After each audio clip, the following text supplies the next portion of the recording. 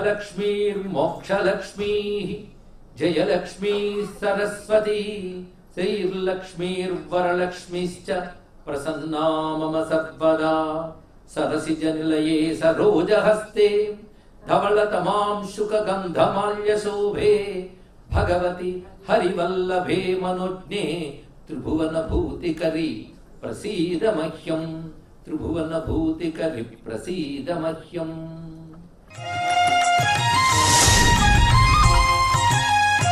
नमो महद्भ्यो ऋषिभ्यो गुरुभ्यो नमः। श्री लक्ष्मी नारायणाभ्यां नमः। लक्ष्मी नारायण మహిమైన సభా సదస్సుకి సవినీయ నమస్సు సమర్పణ చేసుకుంటూ మహాలక్ష్మి వైభవం శృతి స్మృతి పురాణ కావ్య వీటి ప్రమాణాలతో మనం చెప్తూ ఉన్నాం. ముఖ్యంగా లక్ష్మీదేవి యొక్క తత్వం చెప్తూ సృష్టి స్థితిలయ కారకుడైన పరమాత్మ యొక్క స్వాభావికమైనటువంటి శక్తి ఏదుందో అదే మహాలక్ష్మి అని చెప్పబడుతున్నది. ఆ లక్ష్మీ నామానికి ఎన్ని రకాల అర్థాలు ఉన్నాయో కూడా మనం విస్తారంగా చెప్పుకున్నాం. అలాగే శ్రీ అనే నామానికి కూడా శాస్త్రం చెప్పిన వివిధ వ్యుత్పత్తులు వివరించుకున్నాం. నారాయణ వద్ద ఉన్న లక్ష్మి నిత్య లక్ష్మి, అనపాయని లక్ష్మి అని చెప్పబడుతుంది. అనపాయని అంటే విడిచిపెట్టనిది అని అర్థం. పరమాత్మ యొక్క స్వాభావిక శక్తి కనుక ఎప్పుడు విడిచిపెట్టట్లేదు. మిగిలినటువంటి జీవులకి వారి కర్మ ఫలానుసారంగా ఆ శక్తి ఎంత మేరకు ప్రసరించాలో అంత మేరకు ప్రసరిస్తోంది కనుక ఒక్కొక్క లోకంలో ఒక్కొక్క లక్ష్మిగా చెప్పబడుతున్నది. స్వర్గాది లోకాల్లో ఉన్న లక్ష్మి త్రిభువన లక్ష్మి. ఇది ఎవరైతే ఈశ్వర ప్రసాదంగా విశ్వాన్ని చూస్తారో వారికి అమ్మవారి యొక్క అనుగ్రహం లభిస్తుంది. ప్రసాద దృష్టి ఉంటే భగవత్ ప్రసాదం ప్రసన్నతా దృష్టి లభిస్తుంది.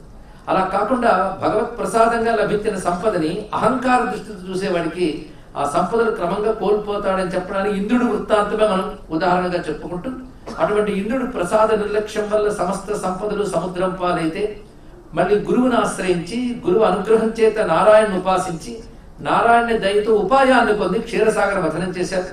ఆ క్షీరసాగర మథనంలో ఉన్నటువంటి తాత్విక విజ్ఞానాన్ని, యోగపరమైన విజ్ఞానాన్ని, ధర్మపరమైన రహస్యాన్ని 3 కోణాల్లో క్షీరసాగర మథనాన్ని మనం చెప్పుకున్నాం. ఆ క్షీరసాగర మథనంలో ముందు ఉత్పన్నమైనటువంటి సంపదలన్నీ లక్ష్మి అంశాలు కాగా చివరికి చంద్రోదయం జరిగి సాత్విక చంద్రోదయం జరిగి ఆ తర్వాత మహాలక్ష్మి ఉత్పన్నమై ఆ తల్లి దేవతల చేత పూజింపబడి లక్ష్మీ నారాయణ స్వరూపుడిగా సాక్షాత్కరించి అనుగ్రహించింది. అటుపై మథనం చేసినప్పుడు అమృతము లభించింది. లక్ష్మీ కటాక్షం వల్ల అమృత ప్రాప్తి జరిగింది అని చెప్పుకున్నాం. అటువంటి లక్ష్మీదేవిని తిరిగి ఇంద్రుడు ఉపాసన చేసి సాక్షాత్కరింపజేసుకొని అమ్మవారిని స్తుతించిన అద్భుతమైనటువంటి శ్రీస్తవము అనేది వ్యాఖ్యాన రూపంగా చెప్పుకోవడం జరిగింది. ఈ శ్రీస్తవం అనేటువంటిది నిత్యపారాయణ యోగ్యమైన అంశం. ఇది లక్ష్మీదేవి ఆమెను స్తుతించడం మాత్రమే కాకుండా ఆ తల్లి యొక్క తత్వాన్ని ఆవిష్కరించేటువంటిది. అంటే లక్ష్మీదేవి గురించి తెలియజేసేటువంటి అద్భుతమైన స్తోత్రం. దీనికి అనుబంధంగా ప్రతివారు సాధన చేయవలసిన మరికొన్ని అంశములు ఉన్నాయి. అందులో ఒకటి కనకధారా స్తోత్రం. ఇంకా 3వది చెప్పాలంటే లక్ష్మీ అష్టోత్తర శతనామ స్తోత్రం. నేను విస్తారంగా దాని వ్యాఖ్యానం ఇవ్వడం లేదు, కానీ శ్రద్ధగా వింటే ప్రతి నామానికి వ్యాఖ్యానం ప్రతిరోజు వస్తుంది. మళ్ళీ దానికి ప్రత్యేకంగా చెప్పకపోయినా దాని నామంలో అప్పుడప్పుడు మనం స్మరిస్తూనే ఉన్నాం. ఈ లక్ష్మీ అష్టోత్తర శతనామ స్తోత్రానికి దారిద్ర్యనాశన స్తోత్రం అని పేరు. ఇది స్కాంద పురాణ అంతర్గతమైనటువంటి అంశం. ఇది పరమేశ్వరుడు భారతీదేవికి చెప్తున్నటువంటి స్తోత్రం. ఇది స్తోత్ర రూపంలోనైనా నామావళి రూపంలోనైనా ప్రతినిత్యం ఇంట్లో పఠించబడాలి. ముఖ్యంగా గృహలక్ష్ములు నిత్యము ఉభయ సంధ్యల్లో ఇంట్లో దీపం వెలిగించి లక్ష్మీ అష్టోత్తర శతనామ స్తోత్ర పారాయణ చేస్తే చాలండి. దానివల్ల లభించేటటువంటి హితము చాలా ఉన్నది. ఇది శాస్త్రం చెప్తున్నటువంటి విషయం. అంతేకాదు ఇదంతా లక్ష్మి యొక్క తత్వాన్ని మనకు ఆవిష్కరిస్తున్నది. లక్ష్మీదేవి ఎవరు అంటే ప్రకృతి అన్నారు. ప్రకృతి అంటే పరమేశ్వరుని యొక్క శక్తి. ఈ శక్తిని మనం అర్థం చేసుకుంటే విద్యారూపిణి, అర్థం చేసుకోలేకపోతే అవిద్యారూపిణి. అవిద్య అంటే ఏమిటో కాదు, పరమాత్మని మరచిపోయి బ్రతకడమే అవిద్య. ప్రపంచాన్ని పరమేశ్వర స్వరూపంగా కాకుండా పదార్థంగా చూడటమే అవిద్య. ఇది ఎవరికి ఉంది అంటే ఎవరికి లేదనాలి. కానీ ప్రపంచాన్ని అందరూ పదార్థ దృష్టితో చూస్తారు తప్ప విశ్వరూపం అని దర్శించడం లేదు కదా.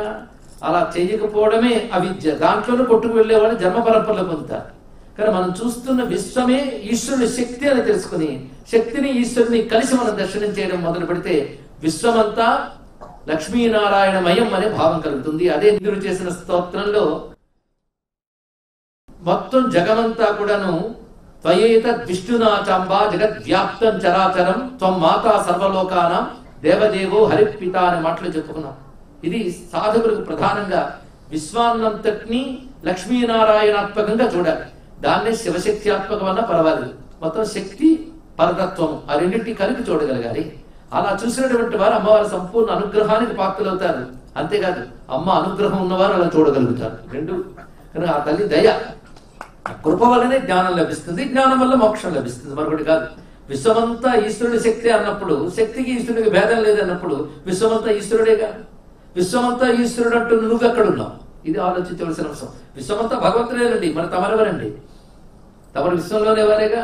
కానీ మీలో చైతన్యం ఎవరిది? ఆయనదేగా. కానీ నువ్వనేది లేదు, నువ్వు కూడా ఈశ్వరుడివే. అది సోహం భావంలో తీసుకెడుతుంది. ఇది మనకి క్రమంగా ఉపాసన జ్ఞానంగా మారి జీవబ్రహ్మైక్యంలోకి తీసుకెడుతుంది. ఆ జ్ఞానం ఇచ్చే తల్లి జ్ఞానలక్ష్మి. ఆ తల్లి పదార్థ జగత్తులో ఐశ్వర్యముగా ఆనందముగా వివిధ భోగ్య వస్తువులుగా గోచరిస్తూ ఉన్నటువంటిది. ఇది లక్ష్మి తత్వావిష్కారం చేసుకున్నాం. చేసినటువంటి ఇంద్రకృత స్థుతిలో ఈ భావమే చెప్పబడుతుంది. ఈ కనకధార అనేది లక్ష్మీ జ్ఞానధార, జ్ఞానమే కనకము అని చెప్పుకున్నాం. ఇది జాగ్రత్తగా వింటే లక్ష్మీ జ్ఞానం ఒక వర్షంలో ఇందులో కురుస్తుంది. అలా కురిపించిన వాడెవడు అంటే జ్ఞానమూర్తి అని జగద్గురువులు ఆదిశంకర భగవత్పాదులు వారు మనకు అందిస్తున్నారు.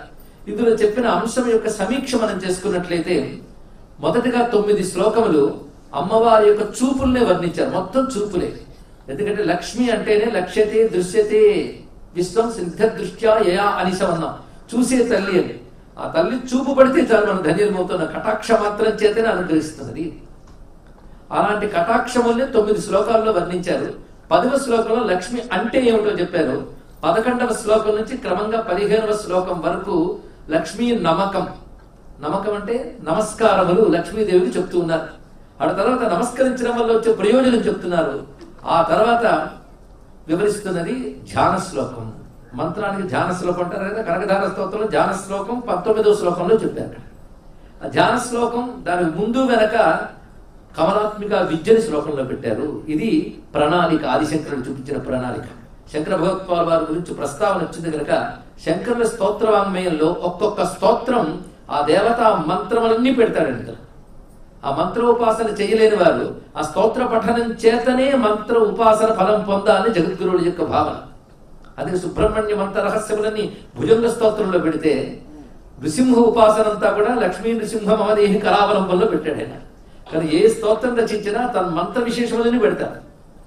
అది గ్రహించి చూస్తే ఆదిశంకరుల కరుణకు నమస్కారం చేసుకుంటాం. ఎవరైనా తరించాలి అనే ఉద్దేశంతో ఆయన ఈశ్వరానుగ్రహం కోసం అందించారు. అయితే ఆ దేవత ఉపాసన చేసేవాడు కూడా ఈ స్తోత్రం కలుపుకుంటే ధన్యత పొందుతాడు. ఆ మంత్రము తంత్రము లేని వాళ్ళు కేవలం స్తోత్రం చదివినా తరించవచ్చు. అలా తరించే భాగ్యం కనకధారా స్తోత్రంలో మనకు లభిస్తుంది. ఒక్కసారి 6 శ్లోకాలు చదువుకుని తర్వాత శ్లోకాలు ప్రవేశిద్దాం. అంగం హరే పులక భూషణమాశ్రయంతి బృందాంగనేవ ముకుళాభరణం తమాలం అంగీకృతాకిల విభూతిరపాంగలీల మాంగళ్య దాస్తు మమ మంగళ దేవతాయా ముగ్ధా ముహుర్విదధతి వదనే మురారేః ప్రేమత్రపా ప్రణిహితాని గతాగతాని మాలా తుషోర్మధుకరీవ మహోత్పలేయా సా మే శ్రియం దిశతు సాగర సంభవాయాః ఆమీలితాక్షమధిగమ్య ముదా ముకుందం ఆనంద కందం అనిమేషమనంగతంత్రం ఆకేకర స్థిత కనీనిక పక్ష్మనేత్రం భూత్యై భవేన్ మమ భుజంగ శయాంగనాయాః బాహ్వంతరే మధుజిత స్థితకోస్తివేయా హారావలీవ హరి నీలమయీ విభాతి కామప్రదా భగవతోపి కటాక్షమాల కళ్యాణమావహతు మే కమలాలయాయాః కాలాంబుదాళి లలితోరసి కైటభారేః ధారాధరే స్ఫురతియా తడిదంగనేవ మాతు సమస్త జగతాం మహనీయ మూర్తి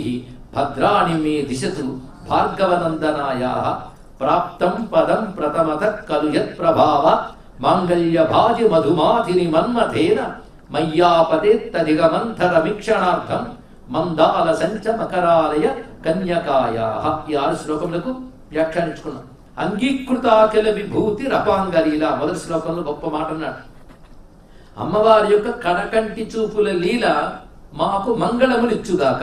ప్రతి శ్లోకంలో ఒక ఆకాంక్ష ఉంటుందన్నాం. మొదటి ఆకాంక్ష మాంగళ్యదా అస్తు, మాకు మాంగళ్యములను ఇచ్చున్నది అగుగాక. ఏమిటి? అమ్మవారి యొక్క కటాక్షం లీల, అది అపాంగ లీల అన్నారు. ఆ లీలలో ఏముందంటే అంగీకృతాకిల విభూతి. గొప్ప మాట చెప్పారు ఇక్కడ.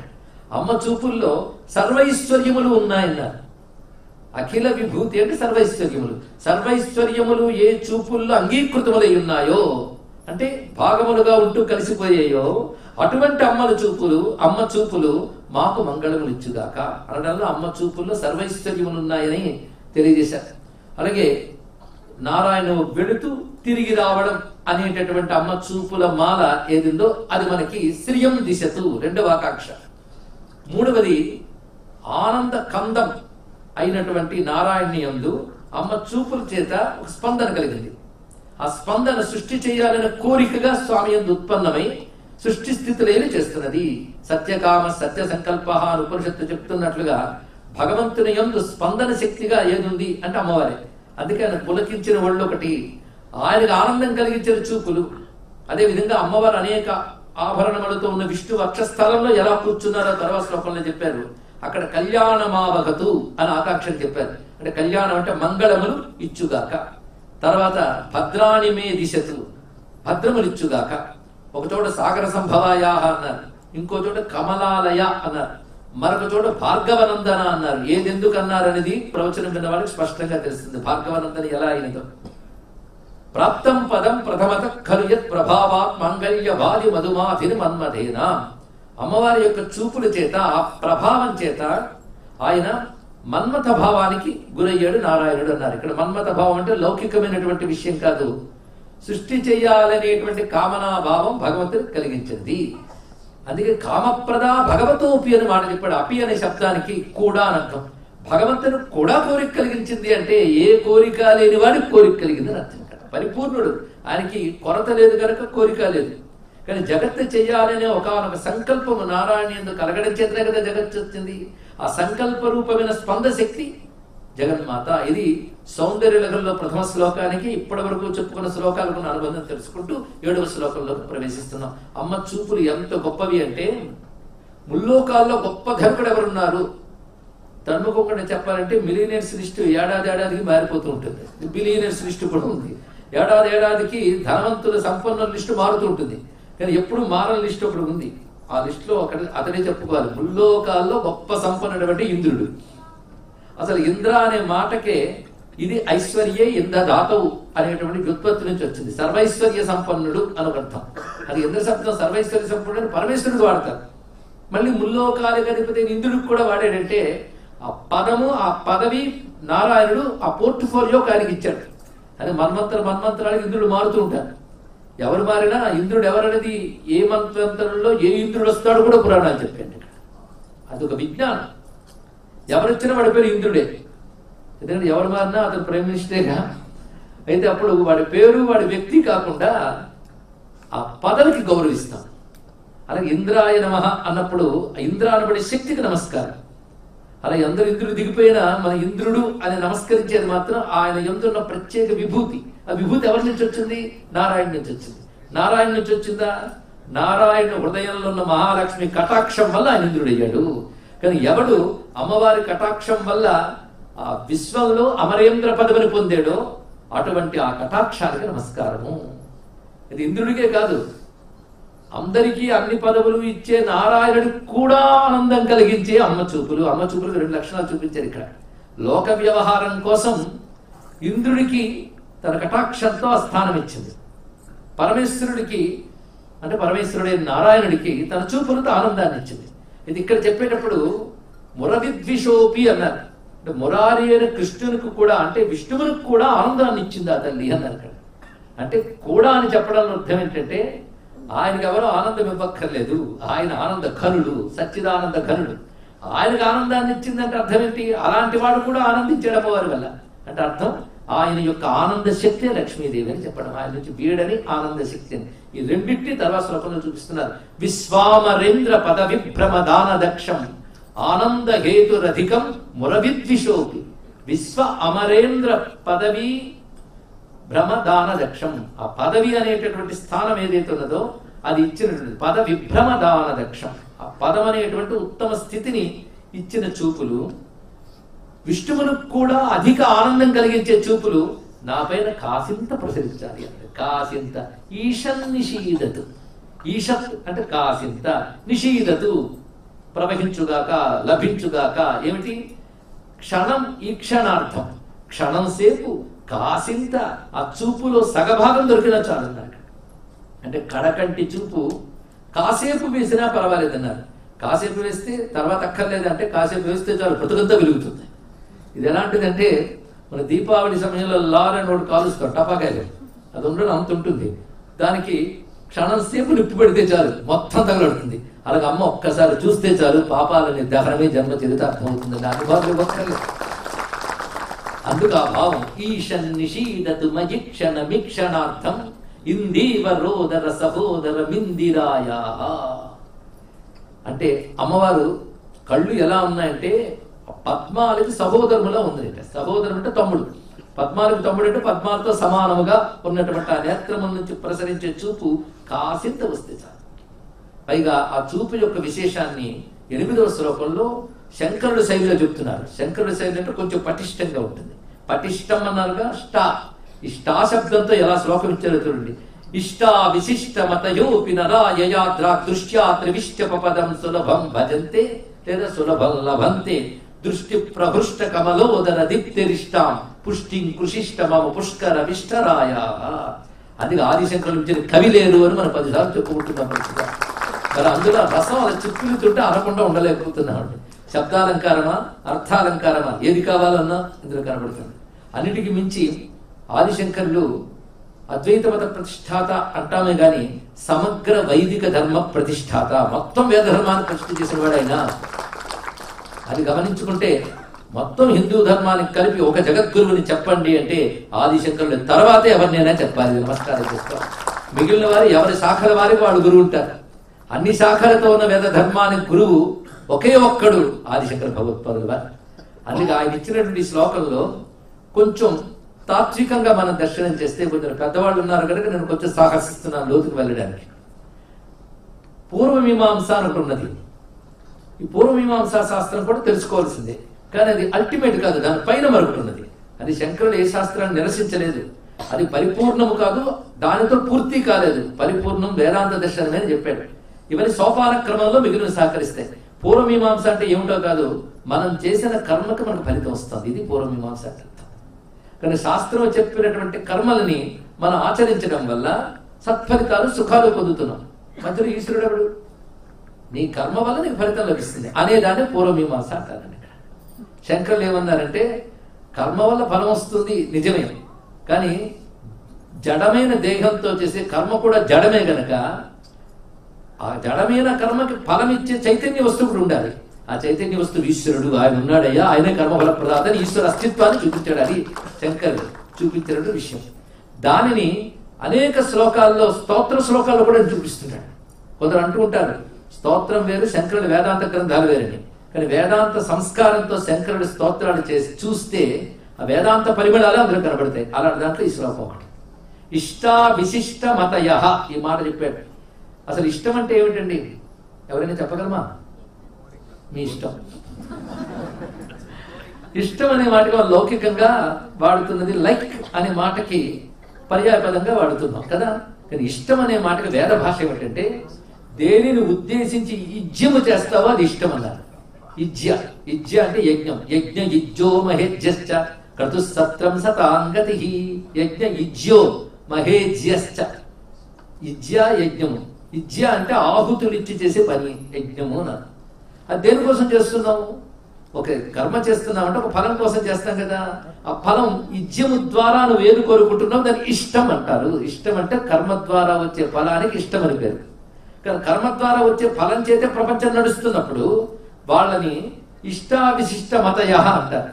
అంటే కర్మ ద్వారా ఫలాలు పొందుతున్నాం అని భావించే మతాల వాళ్ళు అని ఉద్దేశం చెప్పారని మీమాంసకులు భావం చూపించారు. వాళ్ళకు కూడా కర్మ ఫలం ఇవ్వడం లేదమ్మా. వాళ్ళు చేసే కర్మలకి గమనించి ఎవడికి ఏ కర్మ ఫలం ఇవ్వాలో అని ఆలోచించి చేసేది నువ్వు తల్లి అన్నారు ఇక్కడ. ఇది ఈశ్వర అస్తిత్వాన్ని చూపిస్తున్నారు ఇక్కడ. యయా ద్రాదృష్ట్యా త్రివిష్టప పదం సులభం లభంతే. కర్మ వల్ల ఫలం పొందుతామని కర్మలాచరించే వారికి కూడా ఏ తల్లి కడకంటి చూపుల వల్ల ఆ కర్మ ఫలములైన స్వర్గాదులు కూడా లభిస్తున్నాయో ఆ తల్లి చూపులు మాకు అనుగ్రహించుగాక అని చెప్పారు ఇక్కడ. అంటే ఈశ్వర శక్తే మన కర్మలకు ఫలమిస్తుంది. ఈ మాట శ్రీనాథ మహాకవి లోకములో జీవులకు కర్మఫలములు ఇచ్చినప్పుడు నారాయణుడు నిన్ను మున్నిడుకొని కాని ఈ జాలడు అని చెప్పాడు. నిన్ను మున్ను ఇడుకొని కాని ఈ జాలడు అంటే ప్రకృతి ద్వారానే ఫలాలు ఇస్తున్నాడు. ఆ ప్రకృతి అమ్మవారు పరాశక్తి ద్వారానే మనకు లభిస్తుంది. ఎలా లభిస్తోంది? నారాయణ సంకల్పం వల్ల, నారాయణ దయ వల్ల. ఆయన కూడా ఎలాగా నీ కర్మ ఫలాన్ని అనుసరించి చేస్తున్నాడు. దీనిలో ఇటు కర్మమీమాంసకులకి ఈశ్వరుడు అస్తిత్వం అవసరమయ్యా అని చెప్తూ క్రమంగా ఈశ్వరుడు అనగానే ఈశ్వరియే, వాళ్ళిద్దరికి భేదం లేదు. అంత అద్భుతమైన విషయాన్ని ఇందులో చూపించారు. కనుకని ఇష్టావిశిష్ట మతయోపి అంటే కర్మ వల్లనే ఫలాలు లభిస్తాయనే అభిప్రాయంతో ఉన్నవారికి కూడా ఎవరి యొక్క దయార్ద్ర దృష్ట్యా దయతో కూడిన చూపుల వల్ల త్రివిష్టప పదం అంటే స్వర్గ పదవి కూడా లభిస్తున్నదో. అంటే ఇక్కడ త్రివిష్టపం అంటే 3 లోకములు అర్థం. ఈ 3 లోకములకు సంబంధించిన ఏ ఫలమైనా కూడా వారి కర్మలను అనుసరించి లభించుతున్న అనడానికి లేదు. వారి కర్మలను అనుసరించి ఈశ్వర శక్తి ప్రసాదిస్తారు. కానీ ప్రసాదిస్తున్న ఈశ్వర శక్తికి నమస్కారం చేసుకోవాలి. ఎలా ఇస్తున్నది? దయార్ద్ర దృష్ట్యా. కొన్ని పాఠాల్లో దయా ద్రాక్ దృష్ట్యా అని పాఠం ఉంది. ద్రాక్ అంటే వెంటనే అని. ఆ తల్లి దయారూపమైన దృష్టి చోతనే ఫలం లభిస్తుంది. కానీ యజ్ఞయాగాదులు చేసిన వారికైనా అమ్మ అనుగ్రహం వల్లనే దాని ఫలం లభిస్తుంది తప్ప వాళ్ళ కర్మ వల్ల తెచ్చుకున్నా మన రాదు. నా కర్మ వల్ల నేను తెచ్చుకుంటానంటే అహంకారం. అలా నువ్వే అనుకుంటే కర్మ చేసే నీకు బుద్ధికి అనేక పరిమితులు ఉన్నాయి.